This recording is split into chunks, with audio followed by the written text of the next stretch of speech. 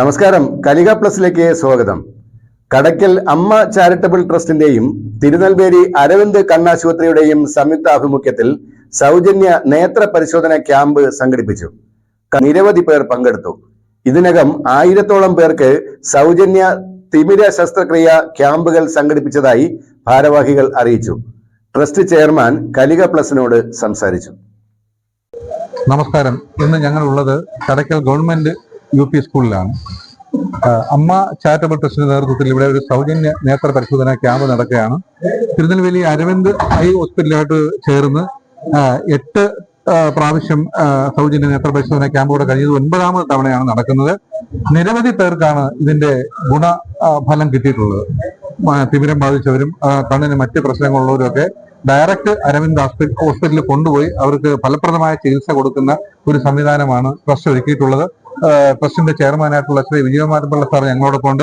സാറേ, നമ്മുടെ ഇപ്പൊ 9ാമത്തെ വർഷമാണല്ലേ? 9ാമത് ക്യാമ്പാണ് നടക്കുന്നത്. കാര്യം നമ്മുടെ പൊതുജനങ്ങളുമായിട്ട് വളരെ ഇടപെട്ടു പോകുന്ന ഒരു സംവിധാനമാണ് അമ്മ ചാരിറ്റബിൾ ട്രസ്റ്റ്.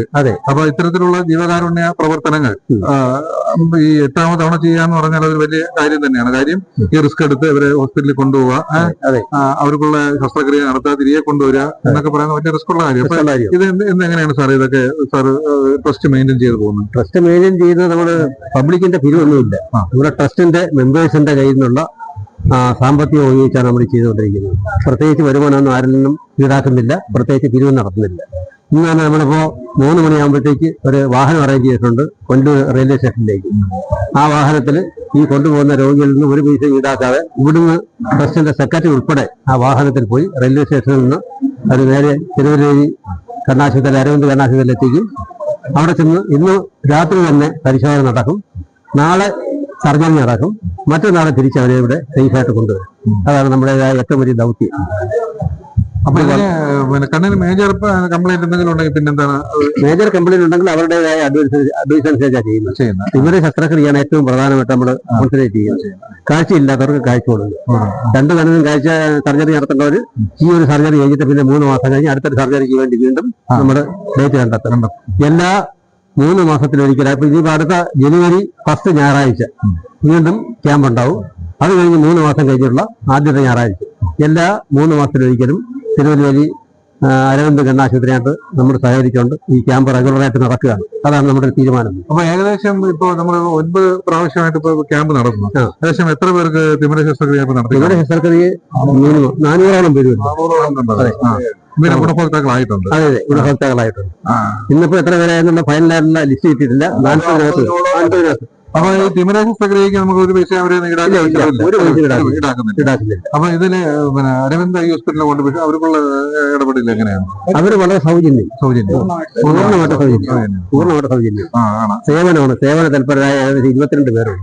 ആ 22 പേര് 2 ഡോക്ടേഴ്സും ആൾക്കാർ വരുന്ന അവർക്ക് അത്രത്തോളം സന്തോഷം.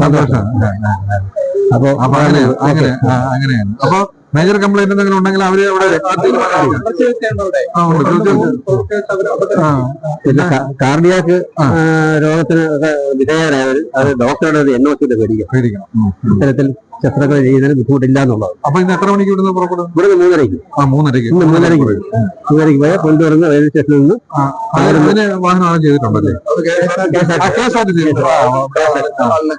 കളക്ട് ചെയ്ത് പോകും.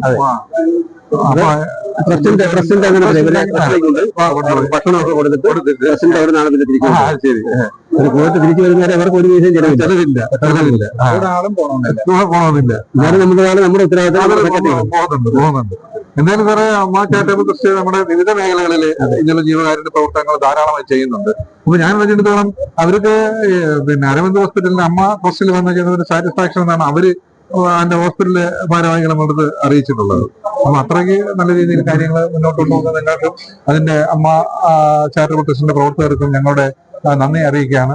തുടർന്നും ഇത്തരത്തിലുള്ള ജീവകാരുണ്യ പ്രവർത്തനങ്ങൾ ഭൂരിപക്ഷം ആൾക്കാരും കളക്ടർ പുറത്തുള്ളത്.